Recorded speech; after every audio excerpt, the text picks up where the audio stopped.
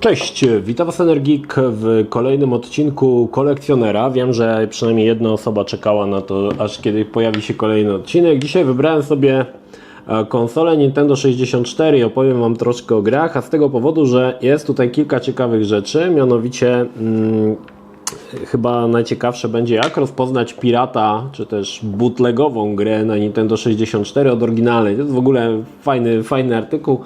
Znaczy fajny temat. Będziecie mogli zobaczyć, jak Chińczycy podrabiają karty Nintendo, sprzedają je oczywiście taniej, ale jak robią to dosyć niestety nieudolnie.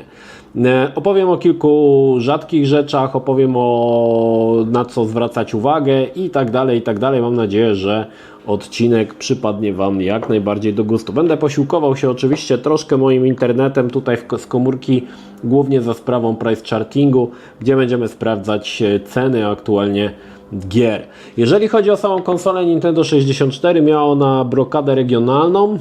Można ją oczywiście obejść, ale jeżeli myślimy o graniu na oryginalnej konsoli, no to była blokada regionalna. Nawet nie wiem, czy tam nie było tak, że wejście na cartridge było troszkę innego kształtu w wersji NTSC i wersji PAL.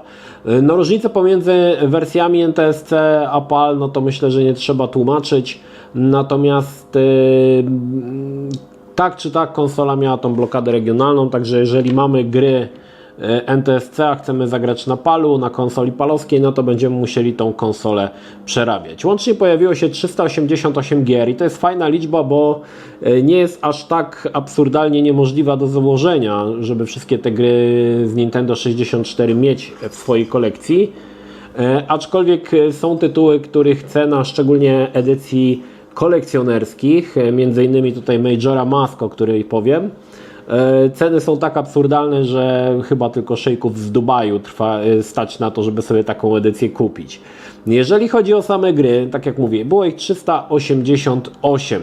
Jeżeli chodzi o same gry, możemy tytuły kupić albo w pudełku, co jest niestety rzadziej spotykane, czyli w kompletnej wersji z pudełkiem, z instrukcją. Ja mam wszystkie w protektorach, także będę musiał je tutaj rozpakowywać, czyli mamy w pudełku, natomiast najczęściej na rynku polskim również znajdziemy karty po prostu w formie samego kartridża, który możemy sobie do konsoli wrzucić. I ta forma jest chyba najczęściej spotykana. Te kartridże są oczywiście najtańsze, jeżeli jest to wersja bez pudełka, bez instrukcji. Ta wersja z samym kartem będzie oczywiście najtańsza. Dobra, zerknijmy jak wyglądają ceny, bo niestety ceny gier na Nintendo cały czas rosną i to jest fakt. Oczywiście są gry, które są tańsze, są gry, które są gorsze. Nie ma tutaj jakby trochę...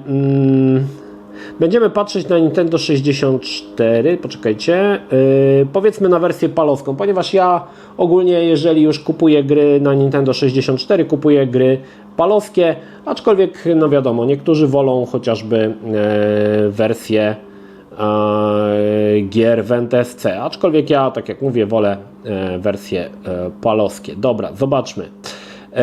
Najbardziej drogą grą na Nintendo 64 jest, tak jak mówiłem, Zelda Majora's Mask.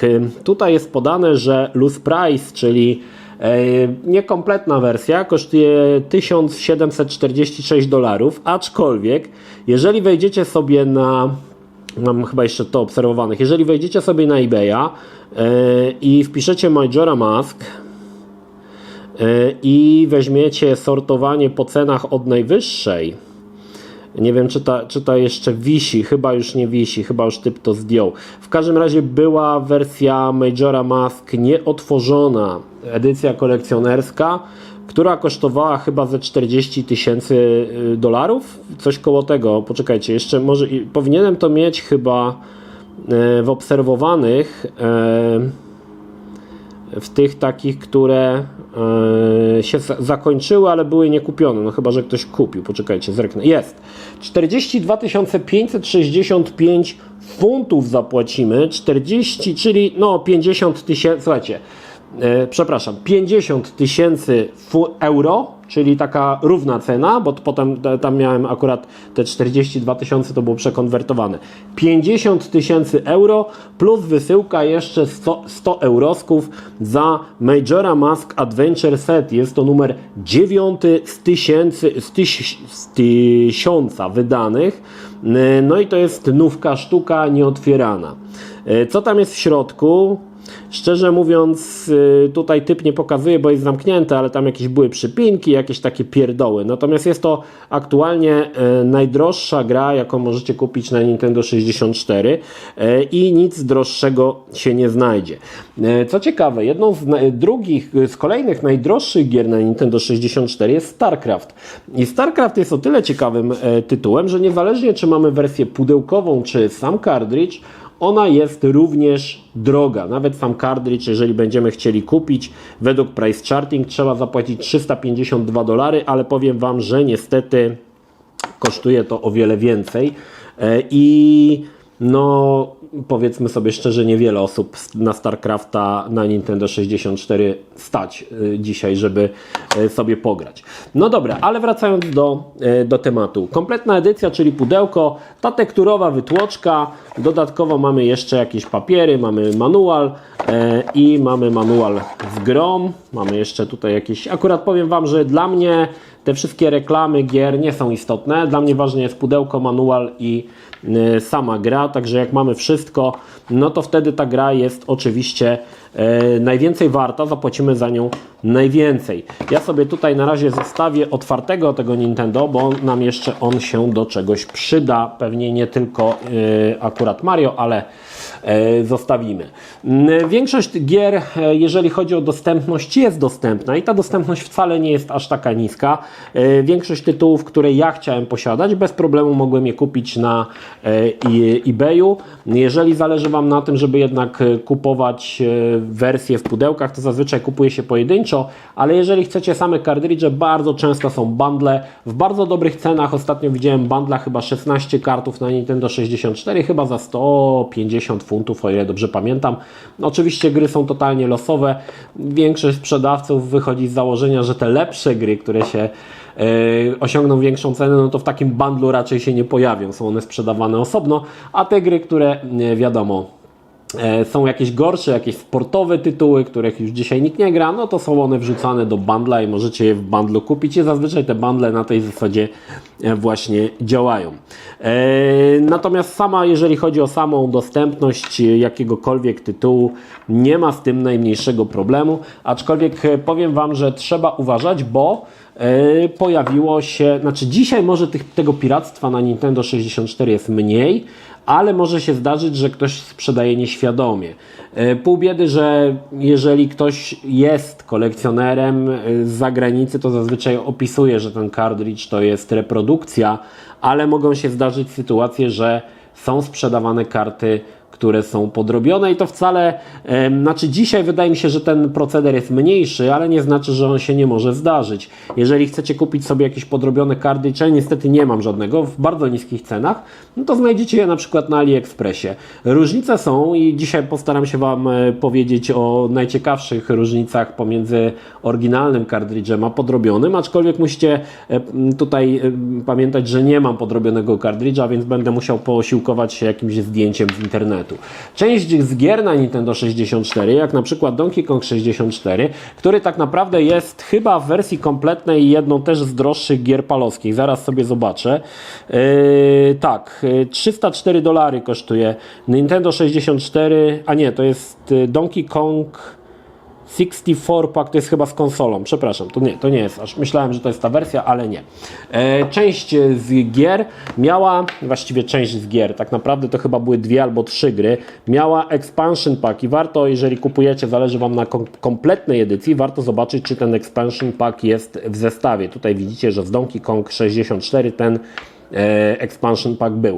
O ile dobrze pamiętam, w wersji NTSC jeszcze w Perfect Dark jest expansion pack, no ale można było go też kupić osobno. Ja go tutaj akurat nie mam go włożonego do konsoli, aczkolwiek pamiętajmy, że niektóre gry Perfect Dark na NTSC i Donkey Kong na NTSC i PAL-u posiadały ten właśnie expansion pack, o którym warto pamiętać. Oczywiście jest jeszcze rynek gier japońskich, którego tak naprawdę troszkę, że tak powiem, nie spenetrowałem.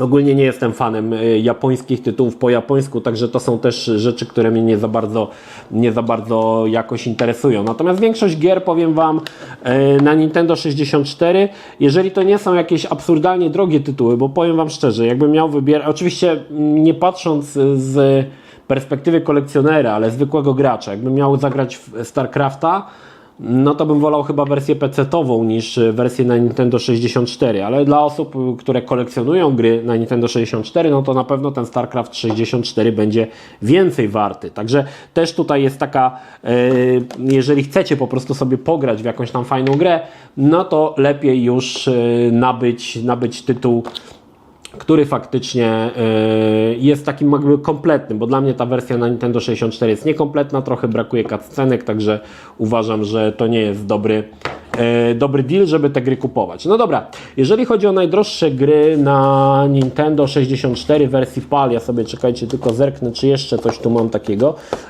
W zasadzie możemy mówić, oprócz tego StarCrafta są dwa najbardziej poszukiwane tytuły, najbardziej drogie tytuły i będą to Resident Evil 2 i Conquer Bad Fur Day.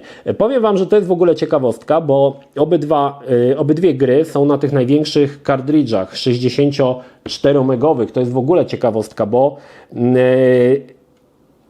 jeszcze każda chyba gra, która jest na dużym kartridżu, jest po prostu droga. O ile dobrze pamiętam, chyba jeszcze Majora Mask jest na tym dużym, ale nie pamiętam. Na pewno te są na tych dużych 64 megabajtowych kartridżach. Oczywiście mówimy tutaj o wersji kompletnej, czyli z pudełkiem, ze wszystkimi elementami. Dodatkowo jest tu jeszcze jedna ciekawostka, o której chcę Wam powiedzieć, której możemy odróżnić, czy kartridż na Nintendo 64 jest oryginalny, czy jest to podróbka.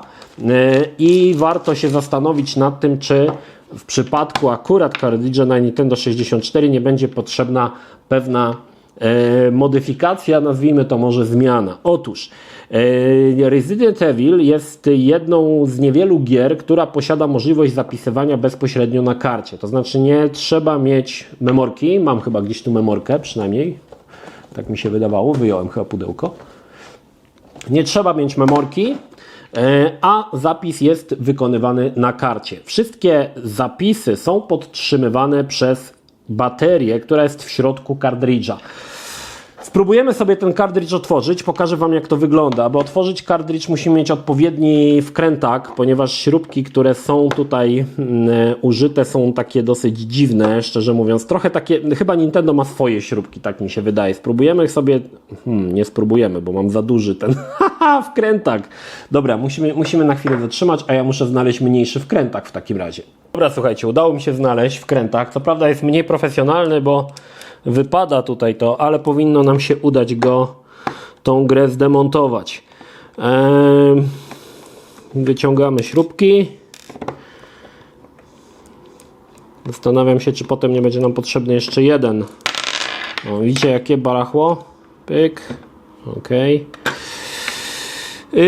No tak, potrzebujemy jeszcze mały śrubokręcik, żeby odkręcić te dwie śrubki. Także ja znowu muszę na chwilę zniknąć, bo sobie tego nie przygotowałem. Nieprofesjonalnie. No dobra, już jestem. Mam teraz trochę bardziej profesjonalny sprzęt. Miejmy nadzieję, że pójdzie łatwiej. Pyk. Odkręcamy śruboczki. Dobra. Musimy zdjąć teraz delikatnie osłonkę tą metalową, to jest tak zwany shielding. I tutaj, jak widzicie, mamy baterię, która podtrzymuje zapisy gier w Resident Evil. Problem jest taki, że ta bateria prawdopodobnie dzisiaj już nie działa. Jak widzicie, jest ona niestety tutaj na stałe wrzucona do karta i będzie problem, żeby ją wyjąć, więc trzeba po prostu kupić całą tutaj tą nie wiem, jak to się nazywa, tą łapkę, w którą baterię się wkłada, a starą łapkę po prostu trzeba wylutować z całego kartridża. Także no, powiem Wam, że Nintendo tutaj troszkę nie przemyślało tej sprawy. Zresztą podobnie jest, o ile dobrze pamiętam, w Dreamcastie również jest taka łapka, która jest przylutowana, trzeba to wylutować i można kupić zamiennik z taką kieszenią, do której baterię się wkłada bez potem nie trzeba tego wylutowywać. Z tego co widzę, bateria z 99 roku, chyba z listopada, o ile dobrze pamiętam, o ile dobrze widzę, no to mamy 20, ile lat? 25 lat. Może ona już nie działać, aczkolwiek nie jestem do końca pewny. Dobra, na razie nie będę zakładał tego, bo zajmiemy się teraz kolejną ciekawą rzeczą, jeżeli chodzi o konsolę Nintendo, mianowicie o piractwo. Jeżeli kupujemy kartridż, jeżeli chcemy być w pełni pewni, że dany kartridż jest kompletny, powiem tak, jest kilka sposobów, żeby wykryć, czy jest to chiński bootleg. Jednym z najprostszych sposobów jest spojrzenie na naklejkę. Niestety ta próba spojrzenia na naklejkę jest, można powiedzieć, taka dosyć... No, jeżeli ktoś nie siedzi w tym, nie widział, nie patrzył na te kartridże godzinami, to może być ciężko, żeby to wykryć. Mianowicie, Nintendo zawsze się stara, żeby te naklejki na kartridżu były równe. Sama naklejka jest lekko połyskująca, natomiast jeżeli kupicie pirata, może być, że naklejka będzie wyblakła, to raz, a dwa, będzie krzywo naklejona. Ale powiedzmy sobie szczerze, ten pierwszy test jest taki sobie, nie jest on do końca pewny. Dlatego jeżeli przewrócimy sobie na drugą stronę kartridż, ja muszę znowu tutaj zrobić zooma jeszcze większego, żeby było widać. O! Mamy tutaj kilka elementów, w których możemy sprawdzić, czy kartridż jest oryginalny. Można na początek sprawdzić, czy nie ma w opisie po angielsku na przykład błędów, bo Chińczycy niestety często te błędy robią, ale to też nie każdy musi wiedzieć, czym te błędy są, więc poszukajmy czegoś, co w pewien sposób zapewni nas, że jest to oryginalny kartridż. Jednym z ciekawszych sposobów jest sprawdzenie literki I w napisie Nintendo. Otóż literka, czy też kropka nad I jest w oryginalnym kartridżu prostokątna. Natomiast w bootlegach jest zazwyczaj okrągła. Jeżeli kropka nad I jest okrągła, oznacza to, że jest to na pewno kartridż bootlegowy. Także tutaj jest to jest rzecz, której niestety Chińczycy nie potrafili naprawić przez długi czas. Jeżeli chodzi o kolejną rzecz, którą warto sprawdzić i która jest troszkę niepodrabialna na kartridżach, nie wiem, czy to będzie widać, ale tutaj w tym miejscu jest wybity numer. W moim przypadku jest to 08, spróbuję jakoś tak ustawić, żeby było widać pod światło. 08 jest to wybity numer na naklejce. Na żadnym kartridżu bootlegowym nie będzie tego numeru wybitego. Jeżeli nie jest on wybity, oznacza to, że niestety jest to kartridż bootlegowy, czyli podróbka. Ale jeżeli chcemy mieć 100% pewność, że faktycznie jest to oryginalny kartridż, no to trzeba ten kartridż rozłożyć i zobaczyć, czy na płytce jest napis Nintendo. Jeżeli jest, no to nie ma tutaj już wątpliwości, że jest to kartridż oryginalny. Jeżeli tego napisu nie ma, jest jakiś inny napis albo nie ma w ogóle, tak jak powiedziałem, no to znaczy, że ten kartridż niestety jest podrobiony. I w ten sposób możemy w 100% stwierdzić, czy nasz kartridż, który kupiliśmy na eBayu Allegro, jest oryginalny. W przeciwnym wypadku zachęcałbym raczej oddać, bo chociaż te kartridże podrabiane, one działają dokładnie tak samo. To nie jest to, że one nie będą działać, czy ta gra się nie odpali. One się oczywiście odpalą. Aj, wpadła mi teraz śrubka tutaj, no. Co za dramat. One się oczywiście, te gry odpalą, ale niestety musimy mieć świadomość, że wydaliśmy pieniądze, zapłaciliśmy komuś za coś, co jest niestety podróbką, co oczywiście nie powinno mieć miejsca. Jeżeli chodzi o kupno samych kartów, powiem tak, ja kupuję głównie na eBayu. Jeżeli chodzi o karty palowskie na eBayu brytyjskim, ale musimy liczyć się z tym, że będą doliczone tutaj jeszcze dodatkowe koszty. Oprócz kosztów wysyłki będzie też doliczone cło niestety.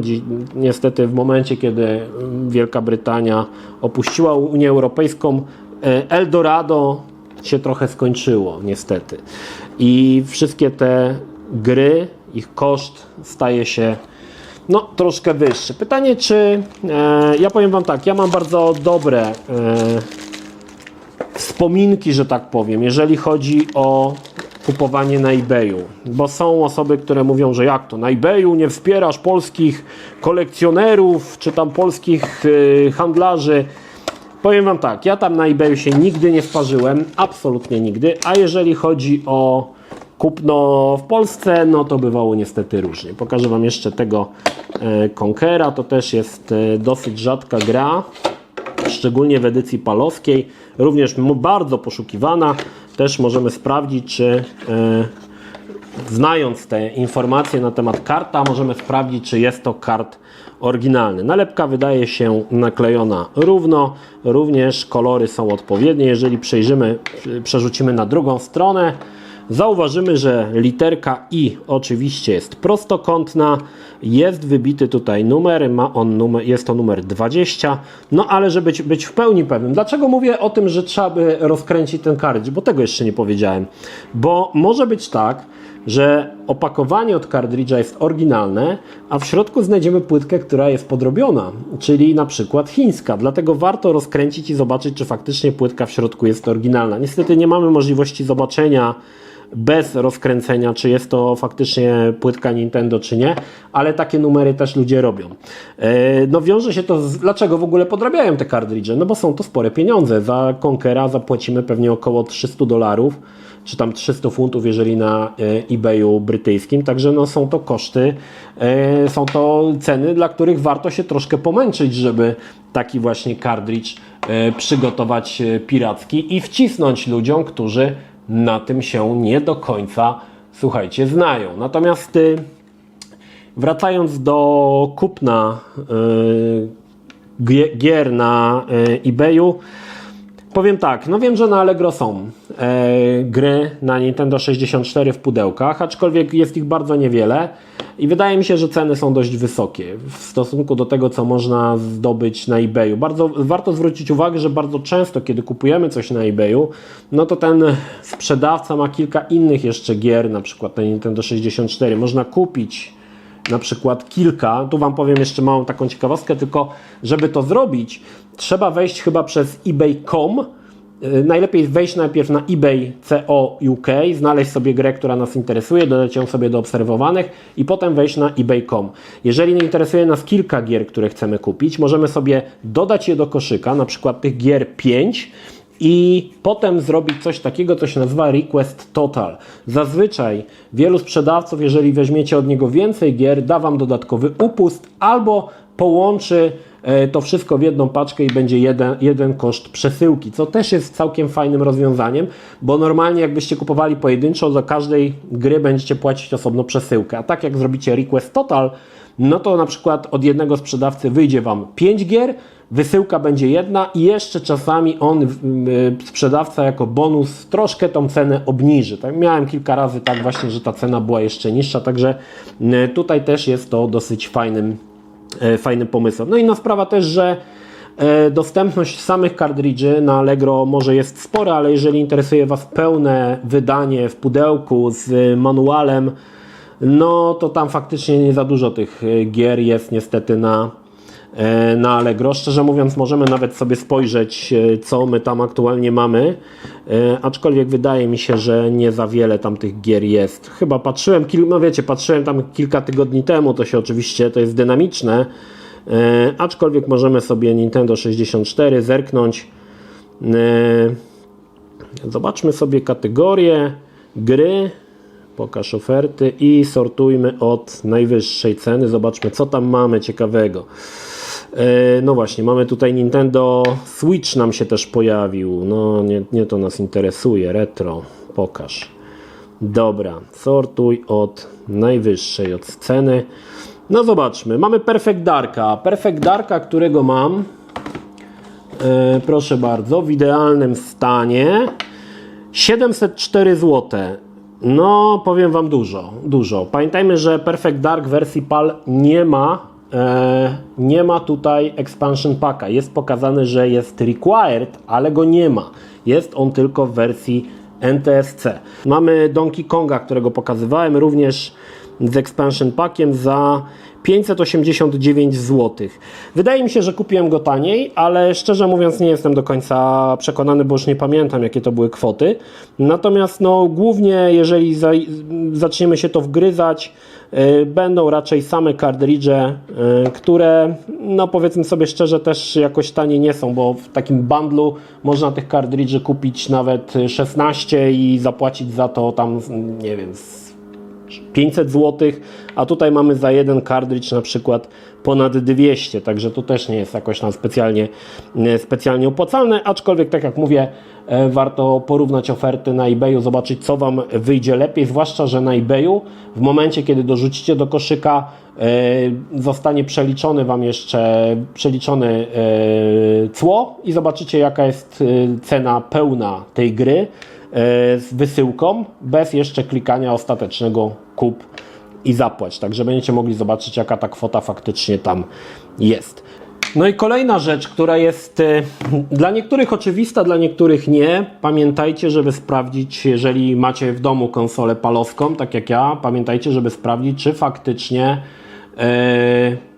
gra, którą kupujecie, jest również w wersji palowskiej, czy nie jest to gra w NTSC, bo po prostu wtedy ta gra działać nie będzie. I tak jakby tutaj patrzyliśmy tego Perfect Darka, możecie ją kupić i nagle się okazuje, że nie będzie Wam działała na konsoli palowskiej, także też warto o tym pamiętać. Różnice pomiędzy palowską a NTSC bardzo często są też w poligrafii na pudełku. W tym wypadku Perfect Dark ma troszkę inną grafikę niż to, co jest na wersji NTSC, ale bardzo często ta grafika może być dokładnie taka sama, dlatego wtedy w rogu pudełka zawsze na Nintendo 64 macie napisane tutaj PAL albo NTSC, nie wiem czy na NTSC, chyba na NTSC nie ma, tu macie napisane PAL, chociaż nie zawsze w tym rogu, bo widzę, że na przykład Command Conquer jest z drugiej strony, ale gdzieś ten napis, czy jest to wersja palowska, czy wersja NTSC, będzie na pewno na pudełku gdzieś z przodu, aby się nie pomylić. Na przykład Star Wars 1 Racer ma jeszcze inaczej, bo ma w rogu tutaj wielki napis PAL, tak?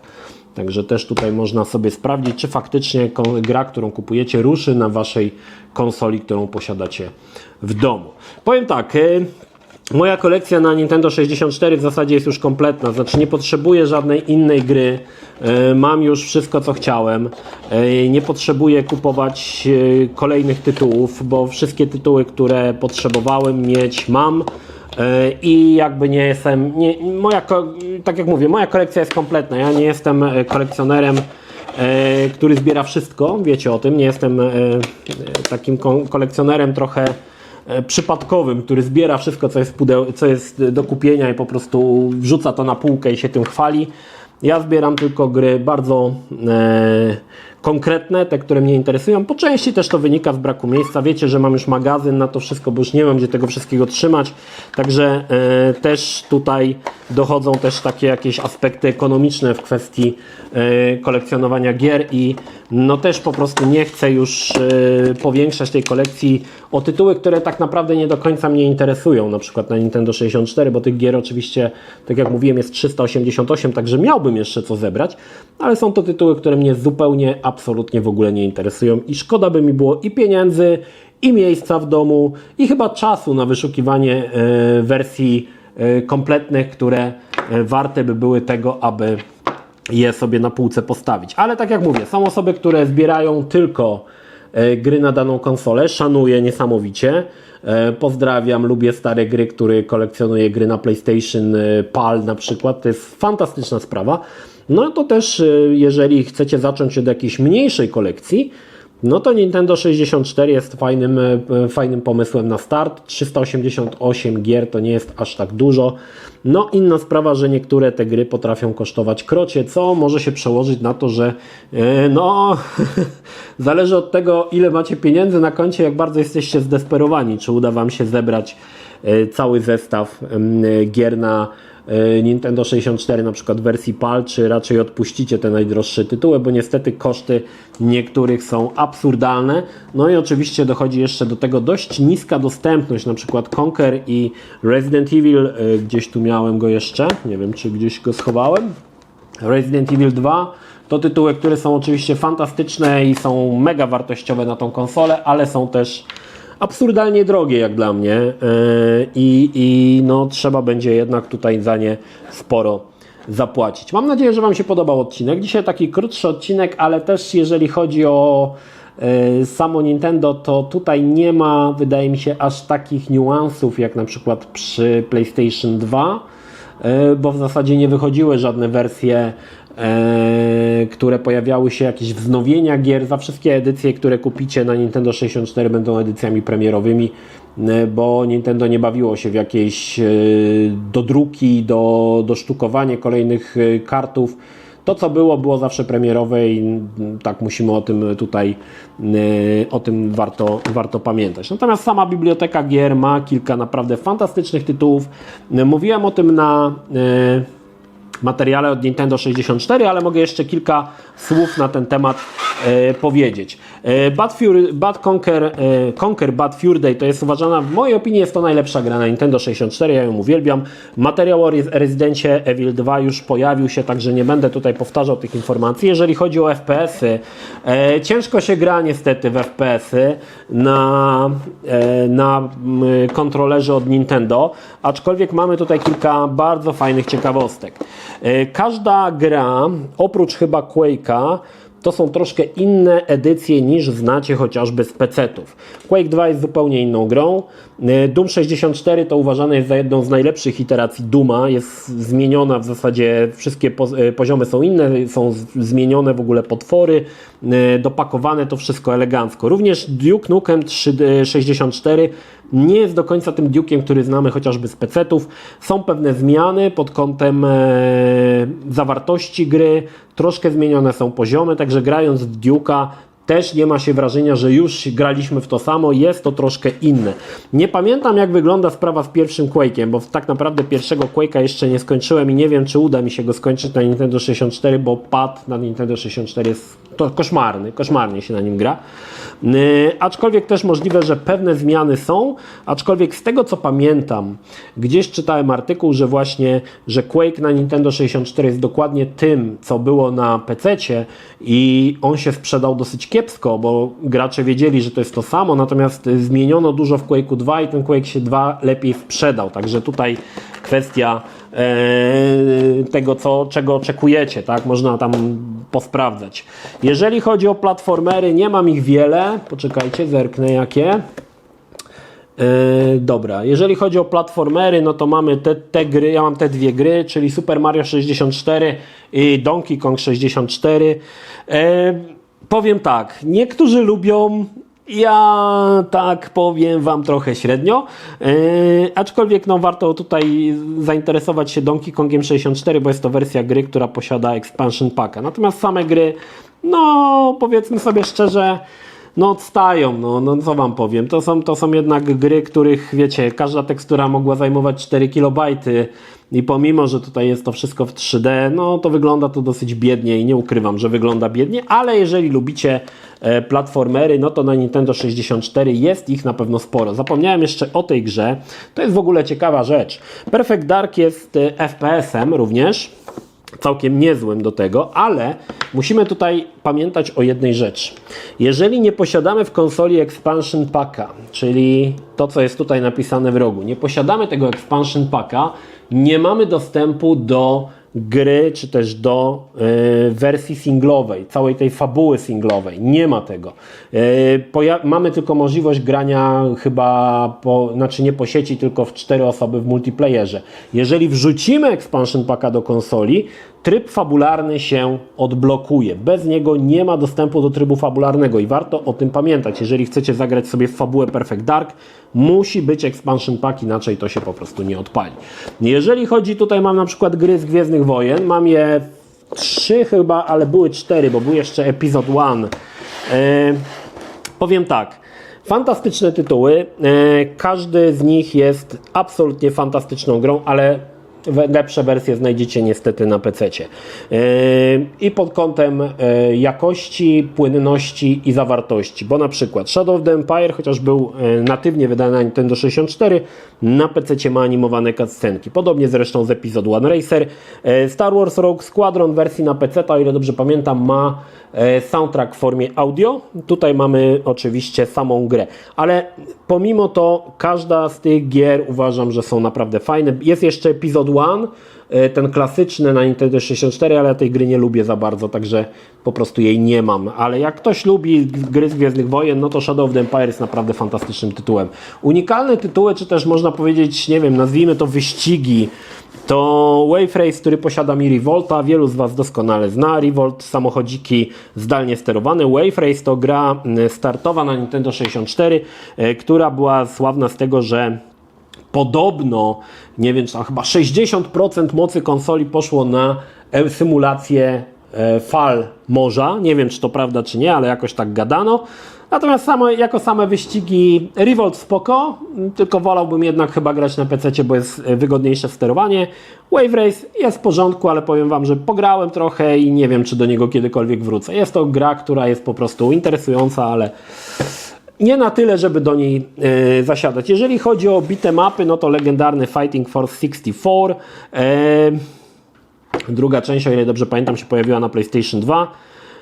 Powiem Wam, albo na PlayStation 1. Powiem Wam, wersja na PC lepsza. Niestety to, że mamy tutaj blur, który wszyscy praktycznie deweloperzy dorzucali standardowo na ekran, powoduje, że ta gra jest strasznie rozmazana i gra się w to. Znaczy na PC grało mi się w to o wiele lepiej. Myślę, że przez to, że ta grafika była wyższej rozdzielczości, aczkolwiek to jest dokładnie to, co było na PC, tylko w niższej rozdzielczości i z takim dość chamskim blerem, czy tam nazwijmy to antyaliasingiem dzisiaj może.